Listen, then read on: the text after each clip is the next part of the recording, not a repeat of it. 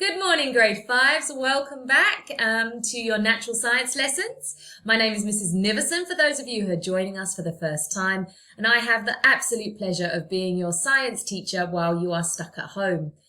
I don't know where you are around the country, but after a couple of miserable days, the sun is now out in Cape Town and it is a lovely day. So I hope that if you do have some sunshine, you can get outside and breathe in that fresh air and enjoy yourselves. Make the most of the lockdown. Now, we are going to start a new unit of work today. We've actually managed in the last couple of weeks to cover the majority of the curriculum for life and living. And today we're going to start a new study on something that the science teachers will call matter and material. So let me minimize this. And if you are joining us for the first time today, welcome. And please remember that this email address here on your screen, where's my mouse? There it is, grade5@worksheetcloud.com is where you can send me any questions or anything that is science related that you think I would like to see. I'm missing having interaction with my own class of children, so please do show me and talk to me. I'd love to hear from you. So, seeing as we are going to start a new unit of study on matter and material, I thought it would be good to spend some time recapping what you should remember from your study on matter and material in grade 4. So today's lesson is going to be a vocabulary lesson. Now, I've spoken to you on a number of occasions about the importance of scientific vocabulary. Science, such as any subject, has its own language. And in order to communicate properly in a scientific manner, you need to be able to use the words that come with a concept. So today's lesson is a recap of things from grade 4 and a vocab lesson where you will be writing down and trying to learn, hopefully, some words that you already know, but also some words that are new. So let's start. Let me get where's my mouse keep disappearing to? There it is. With what does the word material mean? So everything around you right now is made from a material. So for example, this is a table. That's the object, but the material it's made from is wood. These are towels, but the material they're made from is fabric. A magnifying glass is made of glass. Your Lego blocks, I've got tons around me in my daughter's playroom right now, are made of plastic. And even certain things like the cup that I've got my coffee in, this is a cup that has been made from clay, okay? So the objects around you are things, but the materials they're made of are what we are going to focus on in this unit of study. So objects around your house and in every environment are made with certain materials because of those materials' properties. And that word properties is an important one, okay, because it tells us why that material has been chosen to do that specific job. In life and living, when we were looking at animals, we spoke about characteristics. So a characteristic of a mammal is that it's warm-blooded. A characteristic of a bird is that it has feathers. So this is almost, properties is like saying the characteristics of a material. So on your screen in front of you now, I have got 3 separate columns, 1, 2, 3, and I've given them titles: materials that are hard, materials that are soft, and materials that are flexible. And I want you to have a look at the items that I have just chosen here, random images from clip art. And don't focus on the object, focus on the material, okay? So here, this is showing a window, that's the object, but the material is glass. This is obviously a carpet, but the material would be fabric. I have a filing cabinet here. Sorry, where's my, there we go. Filing cabinet here, and it's been made of metal. Here, I'm not talking about the clippers. I'm talking about the grass.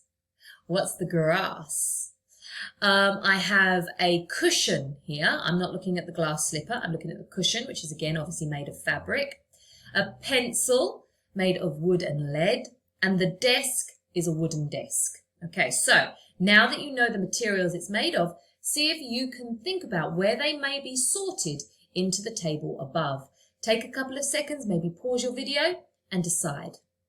Okay, so this is where I've placed them. You may disagree with some of my choices, but let's have a little look. So I've put the materials considered hard as the wood in the pencil and the lead in the pencil, the metal for the filing cabinet, the wooden table, and the glass window. They are hard, they are durable, that's a word we're going to learn today, which means they're long lasting. Now you may not particularly consider a pencil to be hard, but think about it, it's not soft, is it? I wouldn't want to write with a pencil that is flexible, it wouldn't be very nice. Materials that are soft, I've got the cushion, and here I've actually chosen to put the carpet halfway between the soft and the flexible, because this is flexible. I'm rolling it up so I can move it. I actually have to move this carpet out of my daughter's playroom soon so I can give that a wash as well. But there you go. So those are the soft, and I've put the grass down as being flexible. So now we need to come and start to think about why materials are chosen to do a certain job. So have a look at the picture in front of you on your computer. I've written objects are made from different materials because of the different things they can do. Think about what the following items are made from. So what is a window made from? Well, hopefully you know it's made from glass. We've said it about several times so far this morning. You can see through glass, and the word we use when we say something is see-through is we say it is transparent. Windows need to let light in, but keep rain, wind, and the weather out. So they are made from glass. Okay, so that is why glass is chosen for that particular purpose. Okay, but what about a pencil? What is a pencil made from? It's made from wood. Pencils need to be sharpened. Sharpeners cut the wood away so that you can still use the pencil and keep it sharp. Obviously, it's got the lead in the inside as well. And remember, we just spoke about a couple of slides ago that it is also used because it's hard. I want something rigid when I'm writing. I don't want something that's going to flop around all over the place. A frying pan. What about a frying pan? Well, you should all know, let's go back to the frying pan. You should all know that a frying pan's been made of metal. Frying pans need to get very hot when they cook, because otherwise the food inside's not going to get hot, is it? So metal is something that conducts heat and allows it to get hot, and it will stay hot for a very long time. It is also incredibly easy to clean, okay? So that makes it suitable for that purpose. Remember, the properties of metal make it suitable. Now you know what the next one's going to be because I accidentally clicked there a second ago. It is, of course, a ruler. It's something that you should all probably have in your pencil cases or at school, especially one that looks like this. All the maths teachers I know always drive me mad when they say, please, they have to have a 30-centimeter hard ruler. Because I know that many of you like those flexible, bendy ones, but they're not very good for maths. So what is a ruler made of? Well, it is made of plastic. Plastic is long-lasting. It doesn't break easily, and it is also lightweight. And that's very important. If you're carrying around your pencil case, you don't want a ruler made of metal. It will be very heavy. Although some of you may know that there are metal rulers that are used in jobs such as architecture and things like that, where things have to be incredibly accurate. There you go. So those are some of the everyday items that you can probably find in your house right now and what they are made of, and think about why they are made of them. Now, if we were in my classroom right this second, I would probably send some of you around on a material hunt around the school where you have to go and find items made of certain materials. Now, I can't do that. I'm not in your house. I don't know what you have available to you, but you could take some time with your mum, dad, or whoever's there and take a little walk around the house and see if you could find 5 or 6 items. One made of glass, one made of fabric, something made of metal perhaps, some different plastics. Now, plastic is a huge area of materials. There's many different plastics, just as there are many different metals in the world. Some are longer lasting, like this. This is my husband's calculator here. This is made of plastic and it's very long lasting. Others, like plastic cups that you have at parties and that you throw away after single uses, those are not so long lasting. We want to try, if we can, to limit the amount of single-use plastic that we have in our lives. And if you do, hopefully you recycle it. But we'll come to that in another lesson. Another way we can look at the materials we use in our lives is by grouping them. So have a little look at the objects on the screen that I've placed for you. I've got glass, fabric, metal. This would be plastic rims and glass. Fabric, obviously. I don't want to wear socks made of metal. Glass. This is a metal gate, a plastic cone. This is a fabric carpet.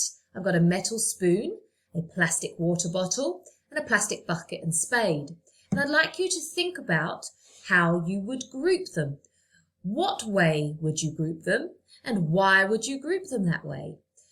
So I have here, as if we were in the class, talk to the person next to you about the objects and how you would group them together. You may not have anyone next to you, but have a little think. Pause your video and think about how you may group them.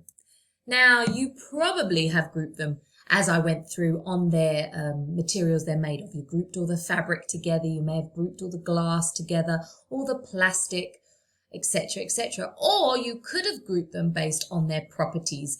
And you may find that they come the same way. So my metals are hard and strong, whereas my fabrics are soft and flexible. My glass is going to be long-lasting, durable and strong. But remember that certain things like the plastic used in this cone is very different from the plastic used in that water bottle, just as I said earlier. So another thing you can do is go on a hunt around your home, gather together all the different plastic items you can find and see how you might group them separately. Now, I remember saying at the beginning of this lesson that the main point was to do two things. Number one, to recap your learning from grade 4, hopefully that you learned some of these words in grade 4. And number two, to have a vocab lesson with all the words that we will need to use, or most of them, we may need new ones, but most of them we would need to use over the course of our study on the matter and material. So, up on the screen in front of you, on the left-hand side, I have got a list of words. Transparent, flexible, strong, elastic, magnetic, a thermal conductor, and a thermal insulator. And over here on the right-hand side, I have a list of definitions. Now, the word does not match the definition opposite it. Transparent does not mean an object that can be stretched and will return to its original shape. You have to take the time now to pause your video and see if you can match up correctly the term to its definition. So take 2 seconds, pause your video and give that a go. Right, now I hope you did that because we are going to go through them now. And then I would like you to please take the time to add these words to that scientific dictionary. You can actually now end the scientific dictionary for life and living and start a new section with matter and material. Okay, so transparent. What does transparent mean? Well, it means that an object is see-through, okay? If it's transparent, I can see through it. We used that word when referring to the window earlier, the glass in the window. And you may have grouped those materials that I showed you on the previous slide based on the ones that were transparent. The water bottle was, the glasses are, the glasses being the eyeglasses, and the window. So you may have done that. Right, flexible. What does it mean if an object is flexible? It means it will bend. Okay, so with the carpet earlier, I could roll a carpet up, I can bend it. If something is strong, it does not break easily. That's nice and easy. Elastic. Okay, if something is elastic, it means it can be stretched, but it will return to its original shape. So think of an elastic band here. I've got some in my drawer right here in an old tub. Here's an elastic band. Oh, they're all tangled together. If I stretch it, it will go back to its original shape. Okay. You may like cartoons and have seen maybe someone with a catapult stretching to release a flying stone or something. Please don't do that at home. But yes, that's elastic. Magnetic. Right, magnetic. Oh, I've just realized that this may be behind my picture. Sorry. But the definition there is that a magnet will be attracted to it. And we'll do a little bit more on magnetism and magnets when we go through metals. A thermal conductor. Right, the word thermal conductor means that an object will let heat pass through it. Thermal is heat. So if you think of thermal underwear, you put those on if you're going skiing or anything like that to keep you warm. So thermal conductors allow heat through. The opposite of a conductor is an insulator, and a thermal insulator will not let heat pass through it.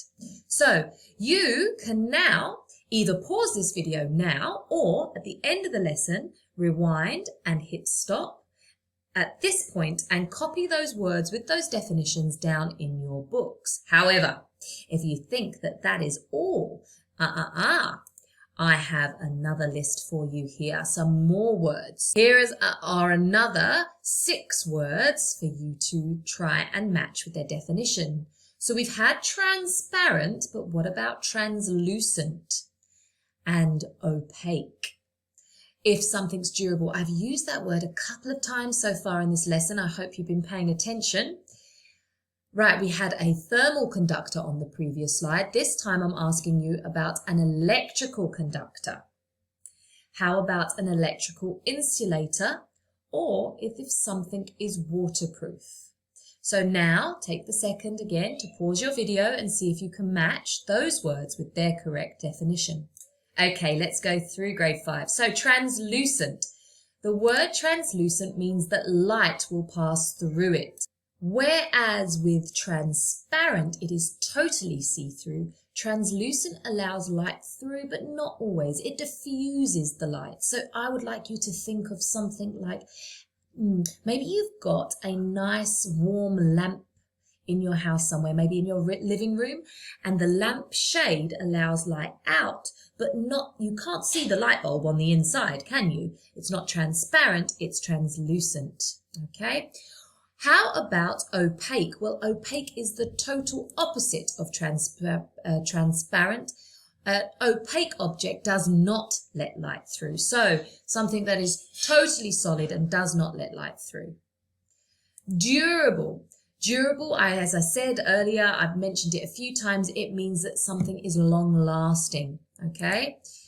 Electrical conductors. A thermal conductor earlier we said allows heat through. Well, an electrical conductor allows electricity to flow through it. Whereas an electrical insulator means that electricity cannot pass through it. So if I'm looking right now down at the plug that my laptop is plugged into, the wire, the plastic covering the wires is an electrical insulator, whereas the wires on the inside are made of metal, copper, I think, and that is an electrical conductor. And that's important because I don't want to pick up and touch the cable and get an electric shock. I need it to be covered in something that insulates. And then I have waterproof, and waterproof means that water will not be allowed to pass through it. It would be a little bit bad if you had something like a raincoat that wasn't waterproof. The whole point of a raincoat is that the water lands and runs off of you. Not very good if it is the opposite. Now, the word I haven't included in this list is the opposite of waterproof, and I wonder if you know what it is. So if waterproof allows water to not pass through, the word absorbent means that water will be absorbed into an item. Okay, that's very important. So fabrics, most fabrics are absorbent. If you go out, and if I went out right now in the rain, this would soak up water. It would absorb all the water. Whereas, as I said, if I've got my rain mac on, it would be waterproof. The water would run off. So now that you know the language we need in order to communicate when we talk about matter and material, and there will be more words, that's not a conclusive list, there's going to be lots more, but you have got a good foundation from which to work now. Have a look at the picture in front of you. It's a lovely picture of someone's living room. I would like, not mine, have a little look around and see if you can decide why certain materials have been used in the items in this picture. So I've chosen just a few as an example to you. I have wood in the table because wood is durable. It's long-lasting, remember, it's strong, okay? I have got bamboo chairs. Bamboo is a natural material, comes from the bamboo plant, but it's flexible and it means that it could have been woven into that beautiful design. I've got a marble surface. The marble is exceptionally strong. I have got velvet cushions. Velvet is so soft, it's lovely to sit on. I wouldn't, as I said, want a cushion made of anything hard like the marble or stone. I have glass windows. The amount of natural daylight coming into this room is beautiful. That glass is allowing that to happen because it is transparent. Whereas this lampshade, as I mentioned earlier, is not transparent, translucent. It allows some light to pass through it and it makes a nice warm feel.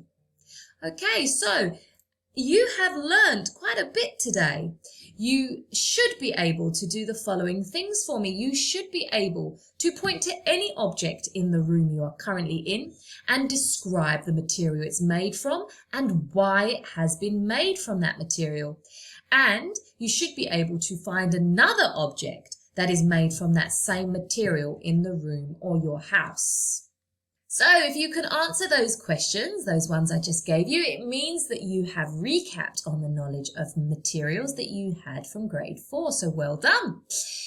Now take the time that the lesson is over to go back and make that list of vocabulary and the definitions of each of those words we've gone through today so that you can express yourself properly when it comes to talking about materials and their properties. And I have loaded for you a lovely little activity on the website that you can do after this lesson as well to extend your knowledge. Tomorrow we will go on to looking at metals and why metals are a class of materials all to themselves and what makes them special. So have a lovely day further, grade 5, and I will see you then.